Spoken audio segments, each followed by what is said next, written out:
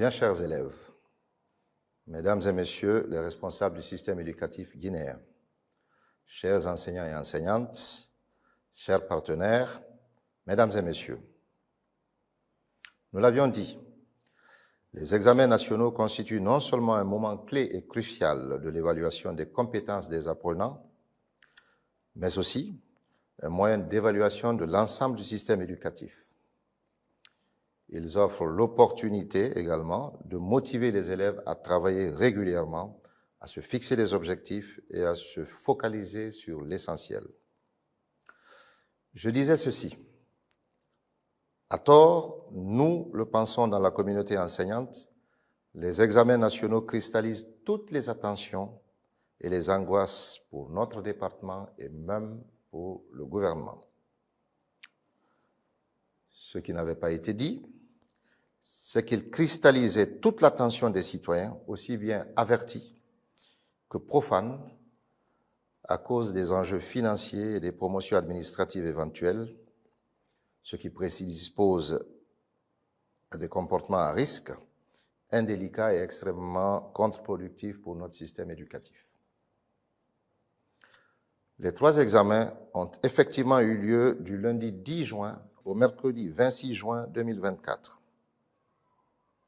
Et pour cela, je voudrais remercier ici très sincèrement le président de la République, le général de corps d'armée Mamadi Doumbouya, qui nous a donné et à temps les moyens nécessaires à l'organisation de ces examens. Monsieur le Président l'a fait pour que nous puissions prendre nos responsabilités. Chers parents, chers collaborateurs, ces examens, nous le savons, nous les avons souhaités apaisés, responsables et équitables. Et assurément, ils l'ont été. C'est pour moi l'occasion de féliciter la Direction générale des examens et contrôles scolaires pour la rigueur absolue avec laquelle les aspects techniques des examens ont été accomplis.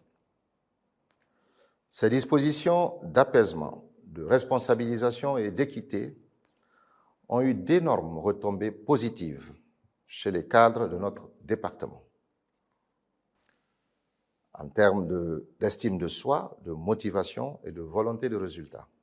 Cependant, elles ont aussi eu des conséquences négatives par opportunisme professionnel ou appétit venal.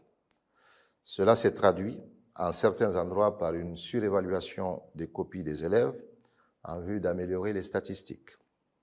Ces cas ont été identifiés et des solutions sont trouvées.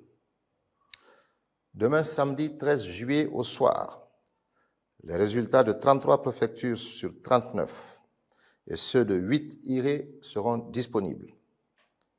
Celles de Kaloum, Ratoma, Matoto, Fria, Forekaria et Farana seront données ultérieurement. Les statistiques sont les suivantes.